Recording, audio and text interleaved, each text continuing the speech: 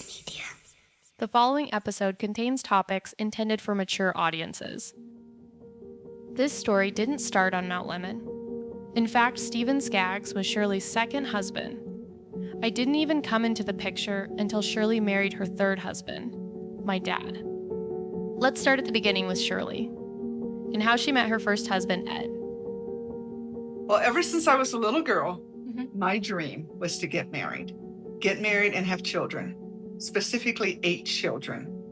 So I wanted to be happily married, be a stay-at-home mom, and raise 8 children. Okay. That was 8 my boys, 8 girls. a mixture of Okay. boys and girls. So that was my dream. We sat down and talked with Eddie, Shirley's son. April 26, 2025, Tucson, Arizona. This is going to be weird. The person that you knew is a very different person than the one that I grew up with.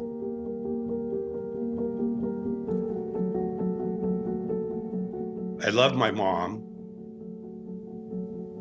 but you could almost say that's the obligatory thing, for any son to do. And I respect her as a person, but from my sister and I's perspective, it's like I wouldn't have wished that on anybody, If I'm going to wish something for somebody, I would wish them much better, than the life that we lived. And now, the story of a rap sheet from one coast to the other, 2 babies, and my stepmother Shirley, a good Catholic girl, tolerating it all. I'm Amanda Fallon, and this is the Shirley You Can't Be Serious podcast. Hello. Can you hear me okay? This is Clay, Shirley's brother, February 23rd, 2025. Our life was a very typical family life, with my brothers and sisters, and we had the typical Christmases and all of those things. And my sister was 3 years older than me. I was born in 1944 in California, a rough time in history. We will gain the inevitable triumph, so help us God.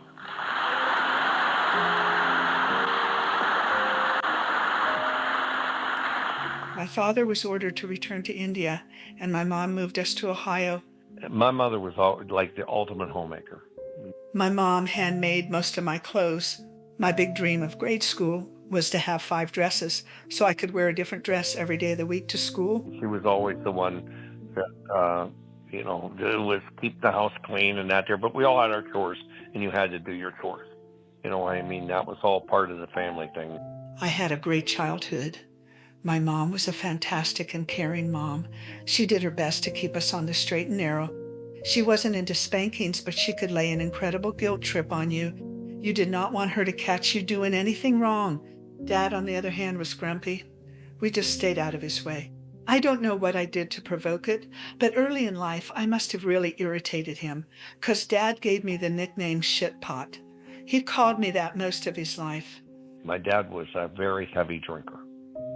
But my mom would be the one that would deliver punishment. I mean, you screwed around, you were going to get 10 whacks of the belt no matter what.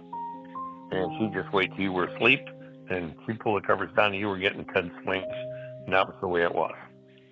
And so if you crossed the line, you knew you were going to get it, and you got it. And she'd always say, you rather your dad do this, or you want me to do it? So she'd always use that line. But I mean, we had a good family when it comes to it. We had a nice Christmas, a lot of nice everything. But, it was a sterner family. We didn't have a lot of money, so we had a big paper route, and the paper route was that income helped the family. And my dad worked in the steel mills. And, of course, every time they got 1 foot ahead, they'd go on strike, and they'd get 2 feet behind. Americans at work, men whose strength is multiplied 1,000 times in the product they build. Workers united to help strengthen our world. the United Steelworkers of America. Things were pretty tight financially. Because of that, I never had stuffed animals to play with.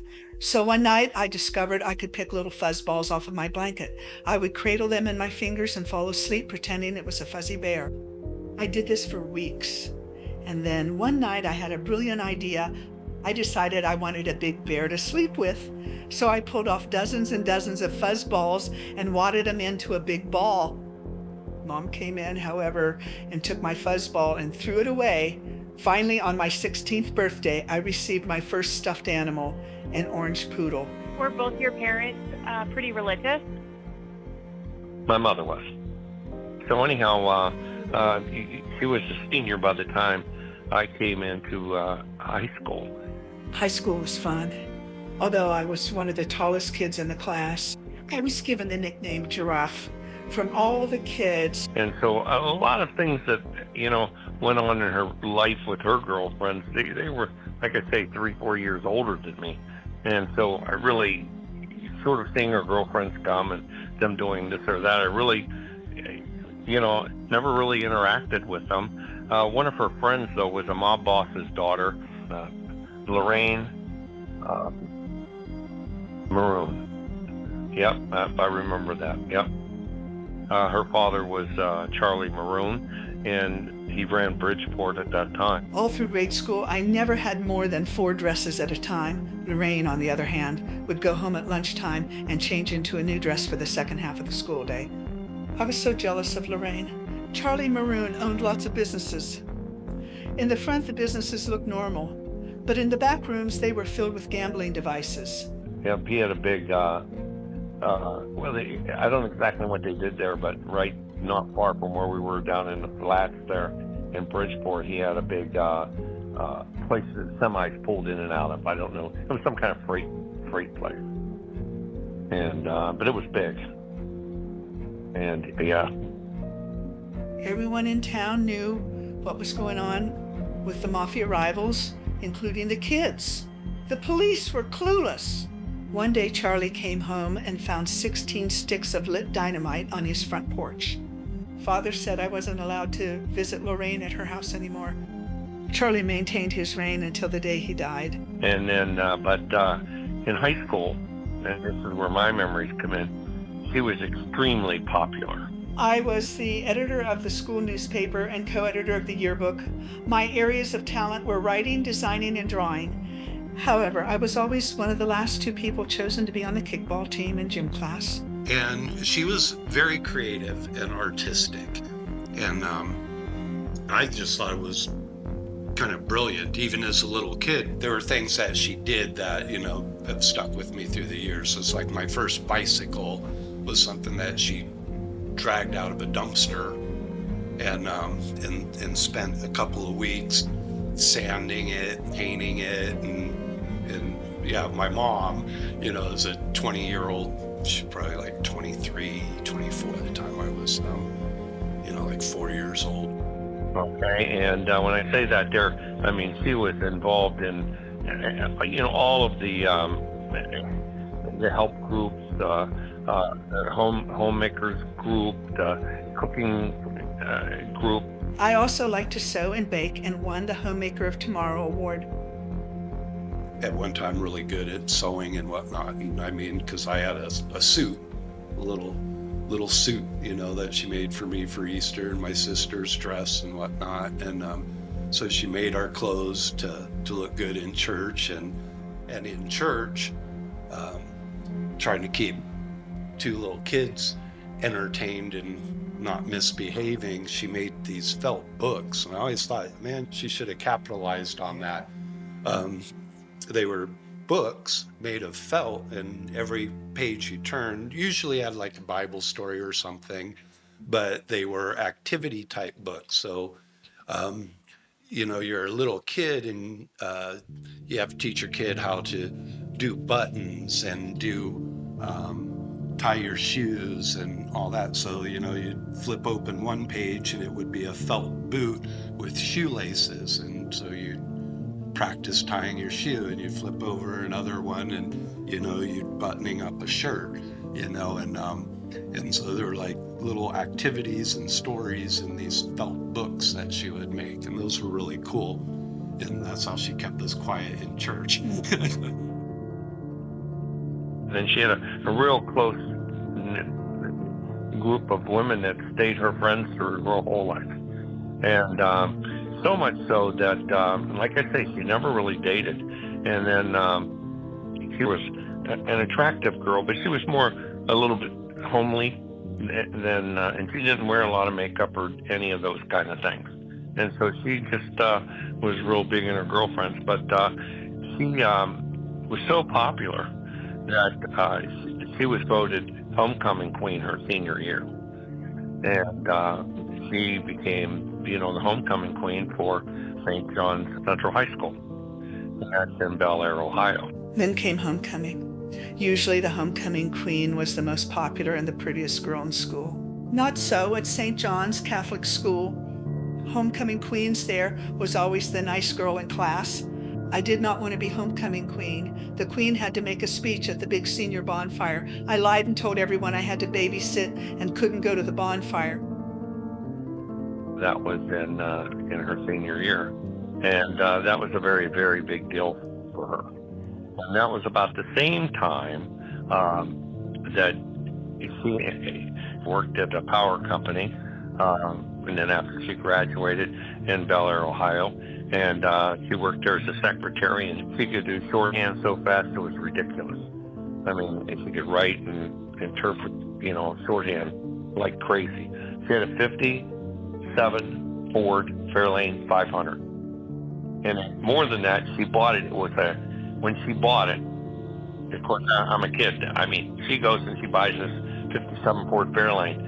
It was a 390 Interceptor Special, the biggest engine ever made at that point. It was made for the Ohio State Patrol. Okay. And so she bought this car, and now, of course, I'm gaga over this car. So I made a duplicate of her car key, and I used to, when she'd be at work, I'd go down and I'd sneak her car and drive it all over the place, and then put it back. I even took those orange parking cones and put it in the parking spot where I took it, so I could make sure I got it back in the same spot. But I took that car joyriding at least 1 or 2, 3 times a week. Did she ever find out? No. She only, and finally, in the end, she said, I hated that car. It got such terrible gas mileage. And I'm quite sure I didn't put in exactly as much as I used. But, oh my God, I love that car. And as a matter of fact, I love that car so much that when she sold it, I would have done anything to have it. My dad made damn sure that I didn't have the opportunity to get it, because he said, you get that car, you'll kill yourself in that car. So the car would go like 150 miles an hour. Wow. It was absolutely a fire jet, one of the fastest cars of its time. In that period of time, that's the time she met Eddie. From what I understand, teenage girl out at the beach with her friends at Lake Erie, and that's where she met my dad. And my dad had just gotten out of prison, and he was only like 19, 20 himself. And the reason they had let him out of prison is because he lost his arm in prison. Then, of course, I turned 20, and that's when I met Ed.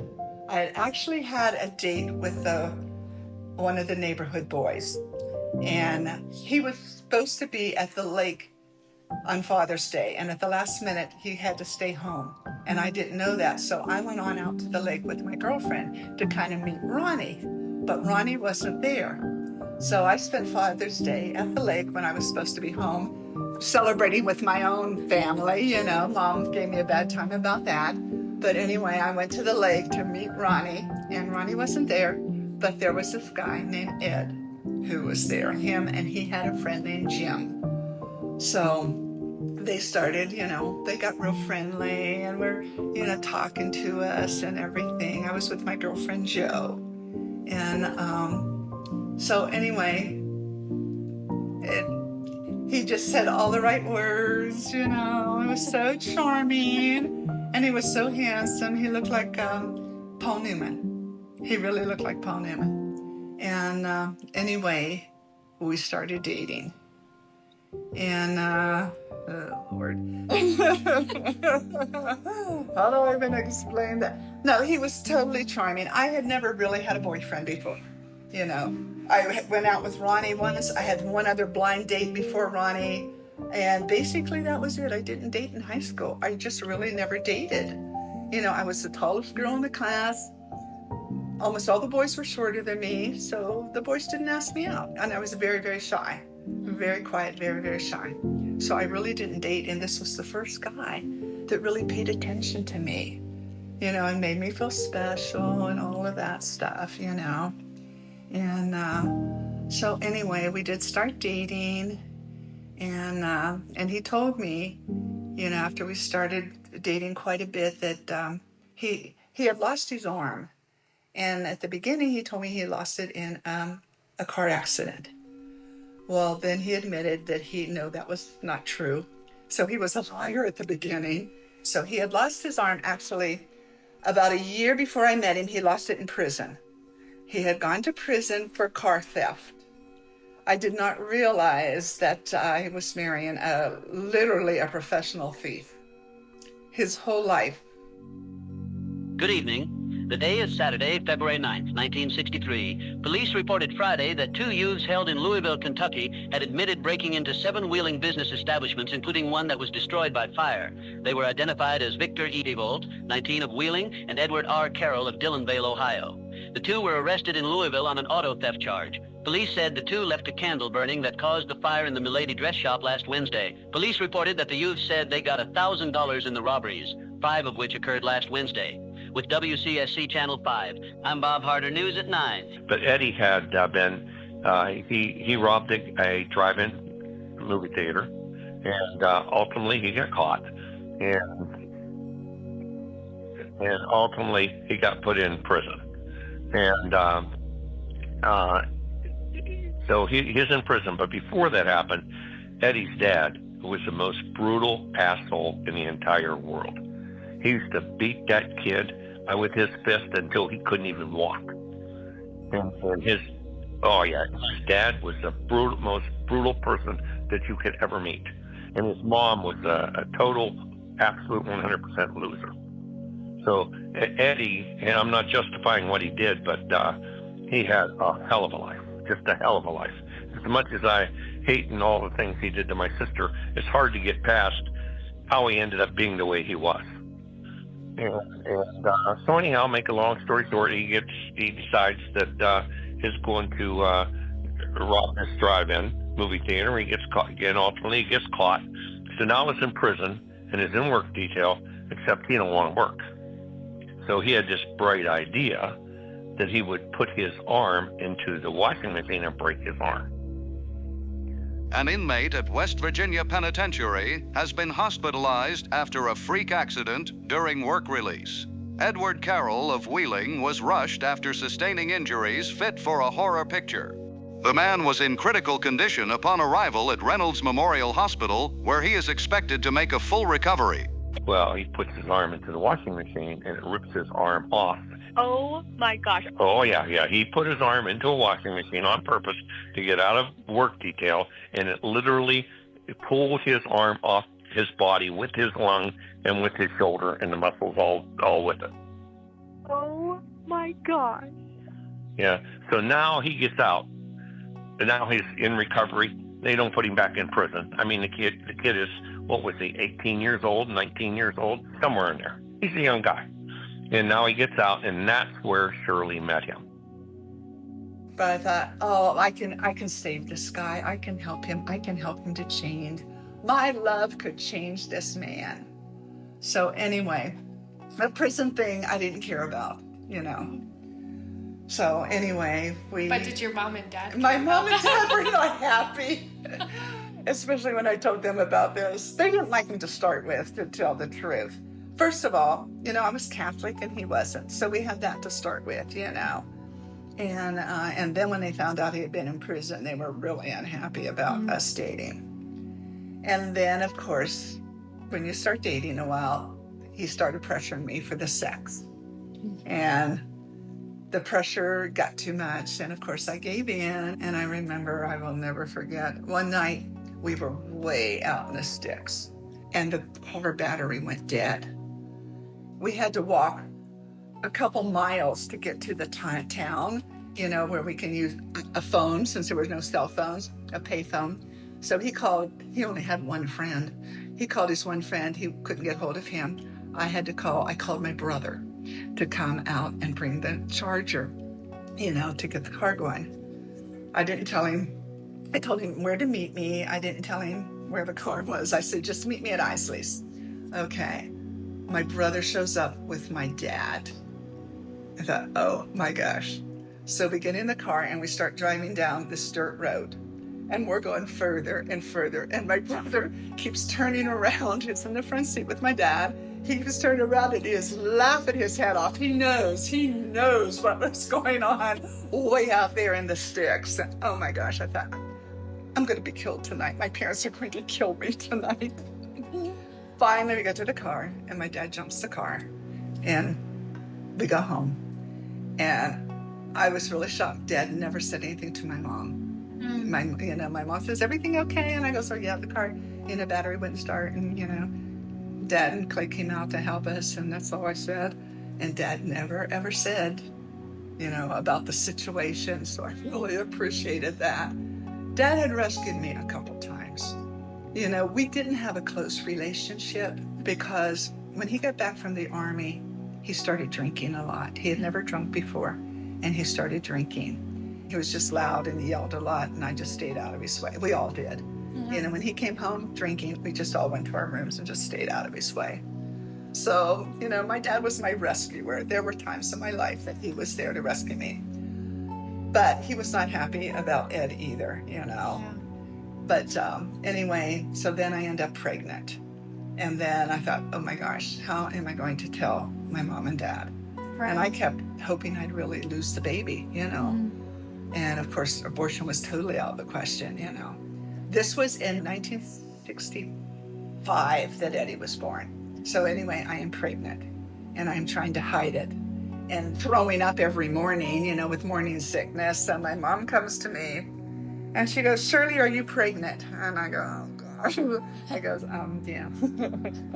So she was really upset. So she says, well, you need to get married. There was, no other option, We did.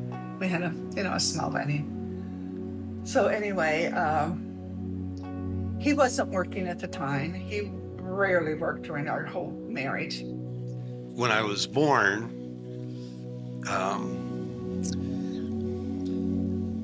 I ruined my mom and dad's movie night. That's my earliest memory about me, because I was told repeatedly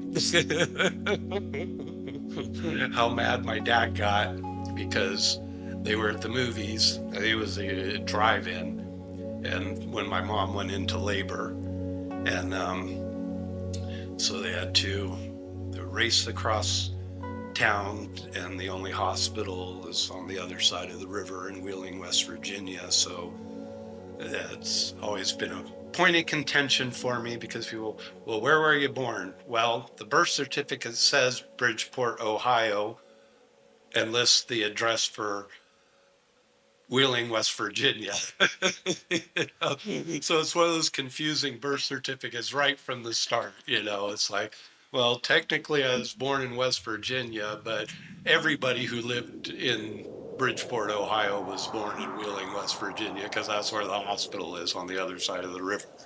It's in 1965. So he got $5,000 settlement from losing his arm in prison. So he wants to move to South Africa, Johannesburg, South Africa. So he talks me into going to Johannesburg. This was right after I had the baby. So the baby is 6 months old and I'm pregnant again. Now my mom does not know when I left for Africa that I was pregnant with a second baby. After half a century, the Union of South Africa has withdrawn from the British family of nations. May the Union abandon apartheid. and South Africa returned to the British Commonwealth. Okay, so we arrived in Johannesburg, South Africa. We know nobody there. Neither one of us have a job. We spent about $1,000 to get there. So we have about $4,000 left. So he got a job for a car dealer, and I got a job with an insurance company. Only we had a baby, so we had to find a babysitter. And we had an awesome housekeeper at the hotel, and she introduced us to her sister, and she babysat for us. And there was waiting lists on every apartment we went to. It was really, really hard to find a place. And we had to buy furniture. We had no furniture. It wasn't furnished. So that took a big chunk of our money. Then we hired a lady who came and stayed during the day, because we were taking Eddie to a lady to take care of. So Gladys was the name of the lady who was the babysitter, and she also did housework. She even cooked for us. She was just awesome. Eddie was a little slow walking because she had this like papoose type of thing that she wore, and she carried him around on her back every place she went. When she went up, we didn't have a washing machine or a dryer. She washed all of her clothes by hand in the tub. She carried them up to the roof of the apartment and hung them up. And Eddie on her back while she is doing everything. Like I said, she was awesome. So they spent the first year of her life there, my life, in Africa, and pictures of me on the big woman who used to carry me on her back all day long, and with a giant thing of laundry on her head. We were there for 6 months. We were trying to get kind of permanent residency there because we both had jobs. We were actually looking at a house to buy. We had made friends, mostly with people from Holland and from Canada. English people were very unfriendly to us. The blacks were incredibly nice to us. We got lost down in the black section more than once. And they all came over and they saw the baby in the stroller and wanted to give him a biscuit, or cookie, and helped us find our way out of the wrong section we were not supposed to be. And I mean, we made really more friends with black people. And when we got our own place, we invited, the maid from the hotel who had helped us to our house for dinner. And you do not do that. And she invited us to her house down in the black section for dinner, and we went down there. She was just awesome. Okay, in South Africa, he's telling me about this lady he meets named Miss Jaffe. And all of a sudden, he's spending a whole lot of time with Miss Jaffe. She's teaching him how to ride a horse and who knows what else. So that's when I first started suspecting that maybe he was having an affair. But we ended up leaving, and so I just kind of let it go. So anyway, we were trying to get permanent residency there. And so we had some paperwork to fill out. And in the paperwork, it said, have you ever had a record? And I told Ed, I said, you need to be truthful. You need to tell them about your record because they're going to find out. Right. And then we will have lied to them. And so I said, you have to tell them. And so he did. He filled that out. But then he put this little note that he isn't going to kiss anybody's ass to stay in this country. Well, guess what? They denied our... you don't act like that. He had an attitude problem. He had an attitude which was ridiculous, So, denied. We had to pack up and leave.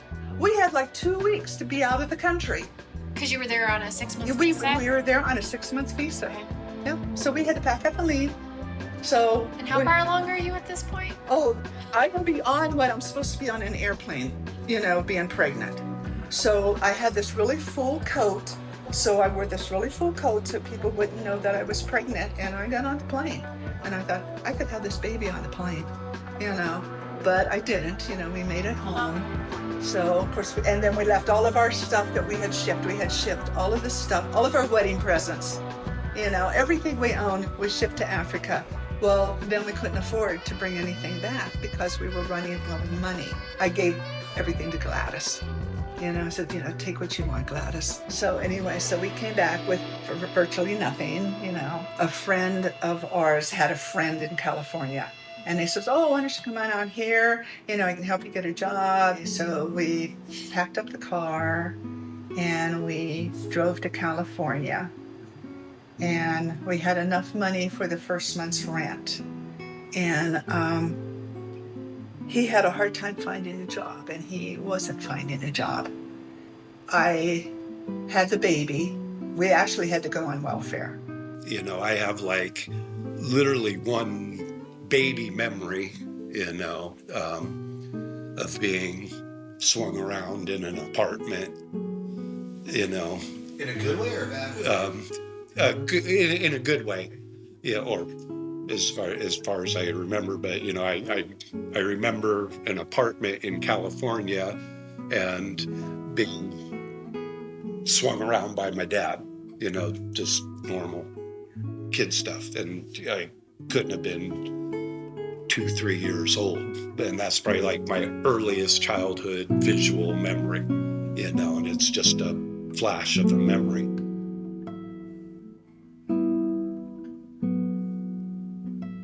So now we're back in California. I get a job with a sweetheart of a boss, Leo Gessig. Oh my gosh, he was like a grandpa to me. He was just the sweetest man.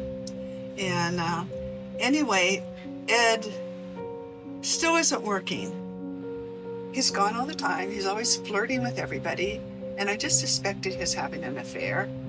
But anyway, so this opening comes on swing shift. And so I thought, okay, he can babysit on swing shift. That gives him all day to go look for a job. So the deal was I would work the swing shift and he would babysit. And so one night I was at work and I just had a real uneasy feeling. And so at lunchtime, I took a break and I came home and I go up into the house. No Ed. The kids are locked in the bedroom. They are 2 and 3. Corinne is in the crib. Eddie is playing on the floor. He got into the closet and took out the Christmas ornaments, broke a couple of them, and there's glass all over the floor. And here he is walking around in glass. And I look out the window across at the apartment across from us, and there is Ed over there with a single woman, hanging out with her when he's supposed to be home. And so I am furious. So I go over and I bang on the door, and anyway, I tell him, I'm not dealing with this anymore. I gave my resignation at work, and I says, I'm going back home. I don't want to be with you anymore. So I literally packed up, and he drove me back home. And then he came back out to California. And I moved in with my mom with the 2 kids. And I forget exactly how long I was there, maybe a couple months. And then, he's calling all the time, and he's like, I got a job, I've changed, everything is really good. I found a house for us, I need you to come back, everything has changed, and, you don't have to work anymore, and all of this. And like an idiot, I went back. Kids weren't in school yet. They were still pretty young.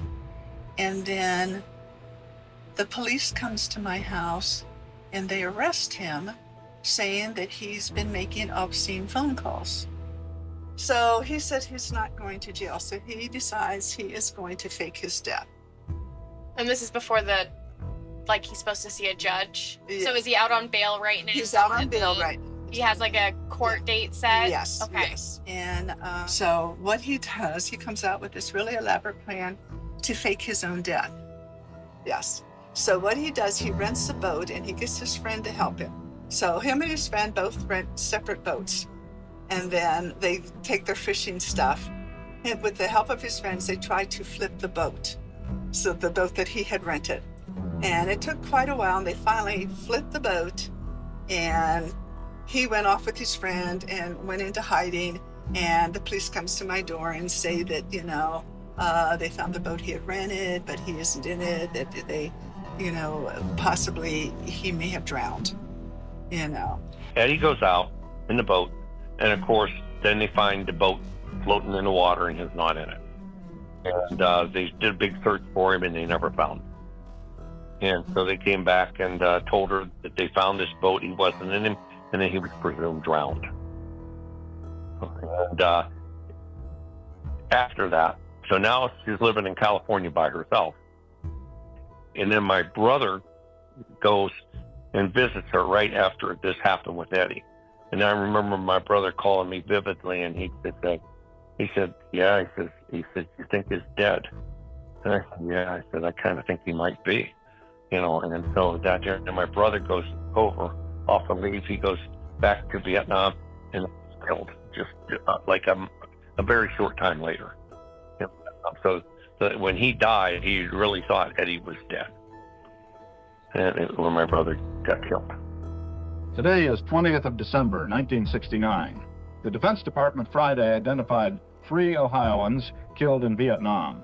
They were Specialist 4 Thomas T. Tomsick, Sergeant David R. Jackson, and Specialist 4 William S. Barrett, son of Mr. and Mrs. Clayton H. Barrett, Bridgeport. The helicopter lifted into the air, but then the pilot got vertigo, and the chopper crashed to the ground, killing everyone on board. And he died. Of course, you probably had that word on that when he got on the helicopter crash. Yeah, I remember Shirley saying that she was really close to that brother, and she's so glad that he came out and spent time with her, but he ended up getting some speeding tickets while he was out there and were sent to your mom and dad's house. Well, if we were talking about him, I could tell you stories about him, but anyhow, we won't go there. But the point is yeah, so Shirley had a relationship with him, but I know he went out and saw her, and really was down about Eddie disappearing in a boat. Billy was due to return to the military base to be deployed to Vietnam, and he wasn't ready, so he extended his stay with me in California and was AWOL. Well, he ended up getting some speeding tickets that were sent to my parents' house in Ohio, so my mother knew we had been lying, but I'm so glad he came out to spend that time with me because I didn't realize that would be the last time I would ever see him. Uncle Bill, the one we lost, it was the coolest one. The 3, the other, Clay's great, Bruce is great, and I remember Bruce from when he was a teenage boy, because he's the youngest, him and Lori, and of course Lori, she was not much older than me, so I was like a little heart-struck kid with this pretty blonde who was chasing me around the pool table every time I'd go to visit, and Bruce, he was cool because he made those model ships inside a bottle, right? And had really nice Spanish galleon sailboats. He'd build these beautiful models, and so I thought he was really cool for that. But Bill, he was the one everybody loved. He was the outgoing one, and well, Clay's very outgoing too, but Bill was he was the athlete, the superstar, the handsome boy. I mean, Bill had it all. Yeah, we pulled his picture. I'm like, he's handsome. Yeah, and he and then you probably know that he did his tour duty and came back, and then the draft came up for Bruce, his younger brother, and so he's like, I'll go instead. Yeah, and I think that's part of the reason Bruce has always been so quiet. He's a very quiet guy because his older brother took his place and didn't come back.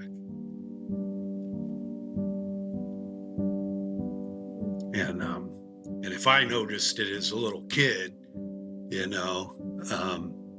it crushed me too, because we were living in California and he came to visit my mom and us, and gosh, I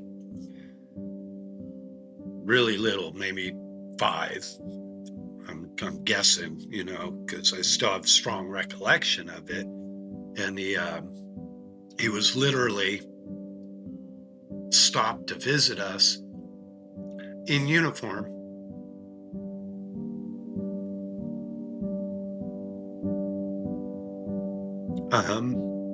On his way back. to the war. And one of those valuable life lessons that you get too early.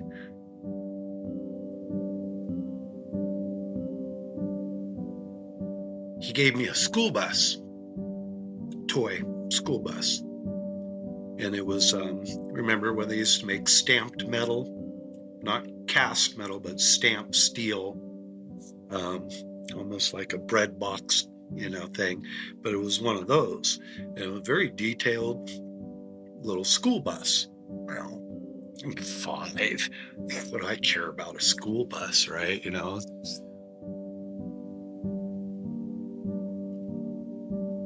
But I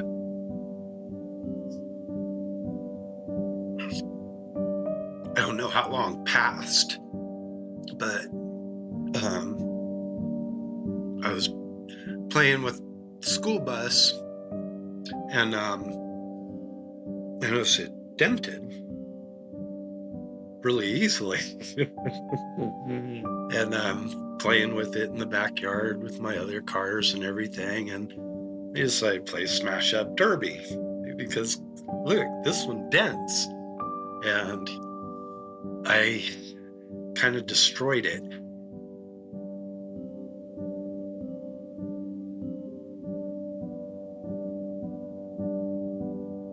Talk about timing.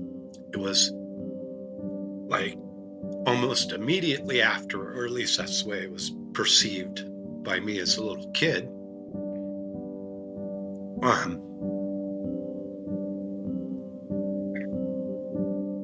They come in with the news. My mom tells me that.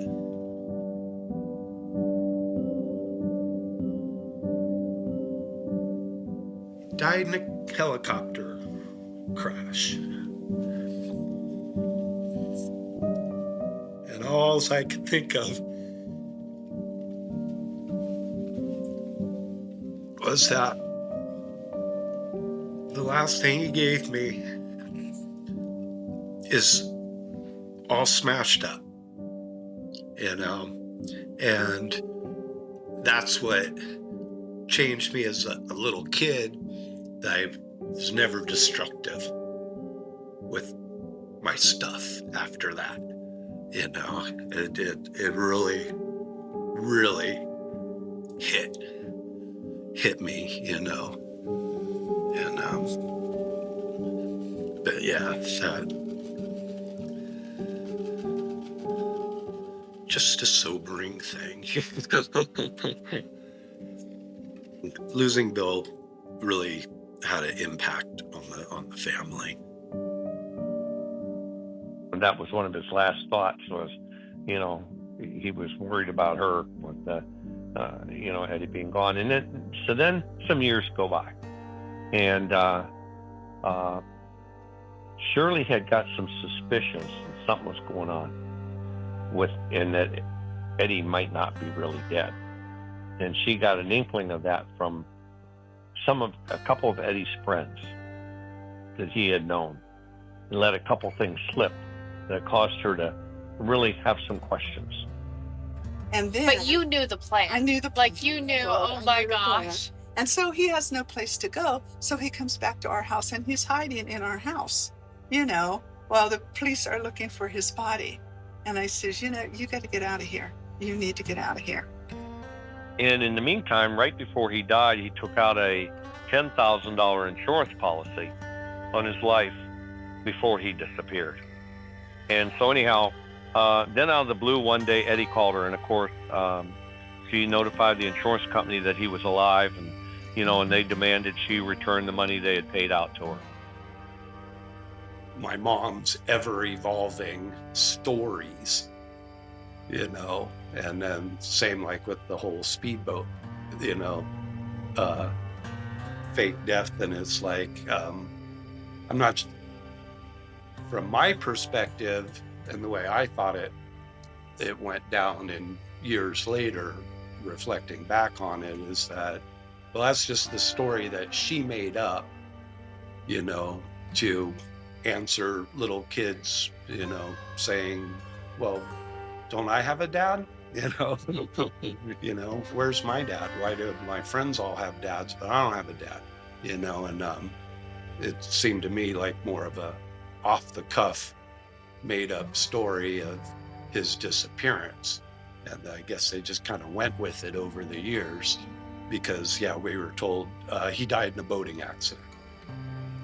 I always heard that he faked his death, like rented a boat, flipped it, faked his death, collected the insurance money. Now, whose story was that? So we heard it from your mom, and then we heard it from Clay, and then we found the newspaper clipping from 1969. So how old would you have been in 1969 when that happened? 3, 4. Yeah, so you were little. Mm-hmm. Do you remember that? Do you remember? The Coast Guard has called off the search for a Culver City man who went missing Wednesday. This after authorities found his rented boat burned off the coast at Redondo Beach. Coast Guard officials say Edward Carroll rented a 16-foot powerboat at the Redondo Beach pier. Search crews found charred remains of that boat 6.5 miles out at sea. The Sea Shark, a Coast Guard cutter, discovered the wreckage at 10:30 a.m. The Coast Guard officially ended its search late this afternoon. And so in the meantime, he has insurance. So the insurance pays a few $1,000s. So he takes the insurance money and then he heads up to Alaska. No, he went someplace before Alaska because he got arrested there. And that's when they found out that he wasn't dead, because he got arrested for stealing some lady's purse. So then they realized he wasn't dead. So the insurance company calls me and they want the money back. Well, he has the money, so I don't have these thousands of dollars. So it took me like 10 years to pay back this money. You paid it back? I had to pay, it had to be paid back. They gave it to me. You paid back the money? They gave it to me, so, it had to be paid back. Now, does he have a warrant out for his arrest, though? So now there's a warrant out for his arrest. So he decides to go up to Alaska. So he changes his name and he goes up to Alaska. So then he starts calling me and wanting to get back together. I have changed, I'm a different person, and my family all thinks he's dead. Because I didn't tell them that that they found him in another state and that he's alive and he's up in Alaska. I didn't tell my family any of that. As far as my family, as far as his mother and dad knew, he was dead. Everybody thought he was dead. Hold on. So who made that phone call? Did you call his family and tell them that he was dead, or did the No, I told everybody he was dead. You told everybody he was dead because How did that? Were you in shock? How did that make you feel? It was a mess. It was ridiculous. It was horrible. I can't imagine. I wasn't a liar, and to be with him, a constant lying. Oh, I didn't even tell you about all this. Okay, I forgot the part in California. He didn't work, but he stole stuff all the time. We had a stolen car in our garage. We had all kinds of stolen equipment. I don't know where he got all this stuff, but our house was filled with stolen stuff. He was an absolute thief. I can't even tell you how much stolen stuff we had in our house. Then, like I said, he disappeared from our lives. We're told, and it's not till, years later when you're a little kid that start asking questions that, the whole, died in a boating accident story, comes up and then you just drop it, okay, that's the answer, and you just run with that. And then the new story, a few years later when I said about at what would have been the end of first grade, second grade, I remember the conversation and us sitting in our house in California with this long red porch, or telling us how he'd been found with amnesia and wants us to come back and everything. Coming up next time. And I was there to make sure he's really dead, because I'd heard this before. We lived in the car until we could find a place that we could afford, because we had so many car repairs we ran out of money and we had no place to live. And so they'd put me in the Cinderella dress and I'd have to work my way back to my underwear. I think he was fighting with his new wife, and she shot him.